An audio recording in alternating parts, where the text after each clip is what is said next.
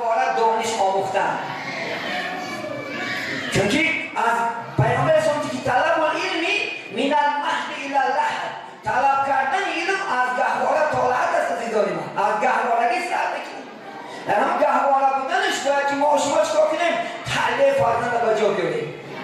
امروز مادرای ما شما تا چه اندازه رسیده است که در وقتی گهواره جنبانی سرود میمانه، در وقتی گهواره جنبانی سخنهای نادرست میگه. لیکن اسلام میگه که در وقتی گهواره میجوبد مادرها الله الله الله لا اله الا الله محمد رسول الله، تا که طفل خردسال یگانه زبانش پناهی که شاید آفریدگار شاید. در غزلی از برای شما قرائت میکنم ببینید. اینم باید زبس کنید. اینا فرزندهاتون کیریناتون دخترات توصیه کنید وقتی گهواره جوندن همین سرود خوانن انشاءالله خداخواه. الله سبحانه و تعالی فرزند خوب فرزند صالح خداخواه چی میکنه تربیت میکنه. ببینید شاید چی میگه این الله در اصل الله هست. عزیزان من این الله نیست، الله هست. همون هیچ گرفته پرداختن الله شد. سبب ما از اسلام دور شدنمون عقل موندنمون این کلمه رو تغییرات دادیم و الله مونده میشه رفتیم. لیکن در اصل چی هست؟ الله هست. باید که مادر چی خوانه؟ بسم الله الرحمن الرحیم.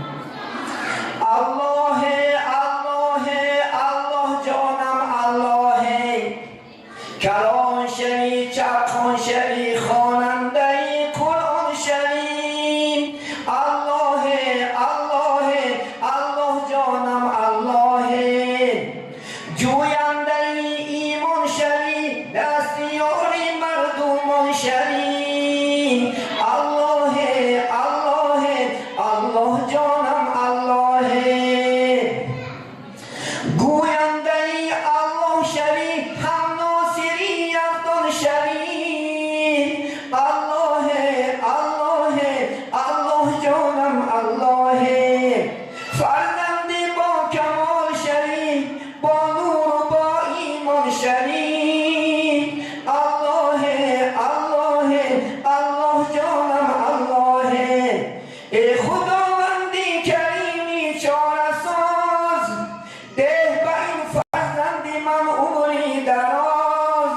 الله الله الله جانم الله، ای خداوندی کریمی راهنما، از کرم بر طفلکم راه نما.